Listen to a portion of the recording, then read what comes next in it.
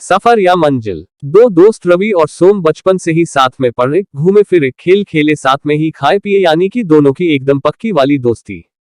इतनी पक्की दोस्ती होते हुए भी दोनों के स्वभाव एकदम अलग।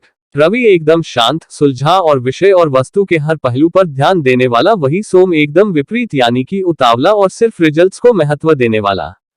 सोम हर काम को जल्द से जल्द करके उसे हटाने के बारे में और सबसे पहले नंबर पर आने के बारे में सोचता। ऐसा करने में उससे कई गलतियां भी हो जाती। रवि कभी किसी काम में जल्दबाजी नहीं करता, वह हर एक काम को सोच समझकर उनके हर पहलुओं पर गौर करके ही करता। हाँ, थोड़ी देर होती लेकिन उसके काम में कोई गलतियां नहीं होती। एक बार दोनों दोस्त लंबी दूरी से घर को लौट रहे थे, तब सोम ने कहा कि वो रवि से ज्यादा तेज दौड़ता है। इस बात से रवि सहमत नहीं था, क्योंकि दौड़ने में तो वो भी काफी तेज था। ये बहस एक शर्त में बदल गई।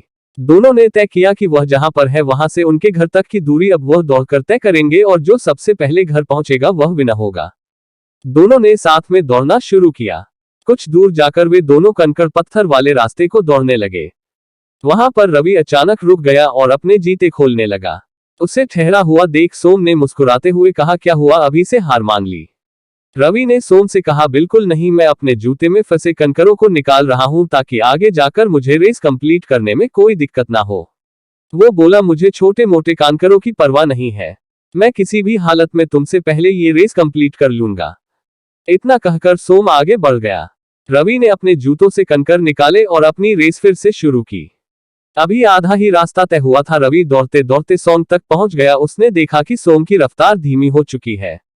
उसे यह समझते देर न लगी कि सोम के जूतों में फंसे कंकरों की वजह से उसे दौड़ने में तकलीफ हो रही है। देखते ही देखते हैं रवि सोम से आगे निकल गया। लेकिन तभी रवि को पीछे से सोम की आवाज सुनाई दी, जो उसे मदद के लिए बुला रहा था। रवि तुरंत पीछे मुड़ा और अपने दोस्त की मदद करने के लिए उसके पास पहुंच गया। वहां जाकर रवि ने देखा कि सोम के पैरों से खून निकल रहा था, और ये उन्हीं छोटे छोटे कंकरों की वजह से हुआ था जो उसके जूते में फंस चुके थे और उसने निकाले नहीं थे। रवि ने अपने दोस्त के पैरों से वह कंकर निकाले और उसको सहारा देकर घर ले गया और उसे दवाई लगाई। सुनकर काफी ज्यादा घायल हो गया था, इसलिए उसे ठीक होने में काफी लंबा समय लगा। सोम को इस बात का हमेशा सोच रहा, उसने सिर्फ मंजिल पर ध्यान दिया और बाकी चीजों को इग्नोर किया।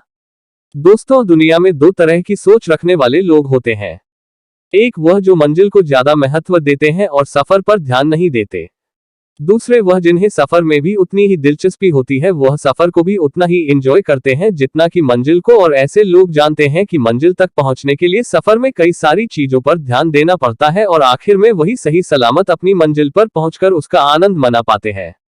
दोस्तों, एक कहानी हमें बहुत ही महत्वपूर्ण बात सिखाती है। हमें अपनी मंजिल पर जरूर फोकस करना चाहिए, लेकिन उस मंजिल तक पहुंचने के सफर को अगर हम सोच समझकर तय करें, उसका आनंद लेते हुए तय करें, तो मंजिल पर पहुंचकर हमें ज्यादा खुशी होगी। आपको ये कहानी कैसी लगी, नीचे कमेंट करके हमें जरूर बताइएगा। अगर आपको ये कहानी पसंद आई हो तो अपने दोस्तों के साथ जरूर शेयर करें, और ऐसी ही प्यारी कहानियां सुनने के लिए हमारे YouTube चैनल से जुड़े।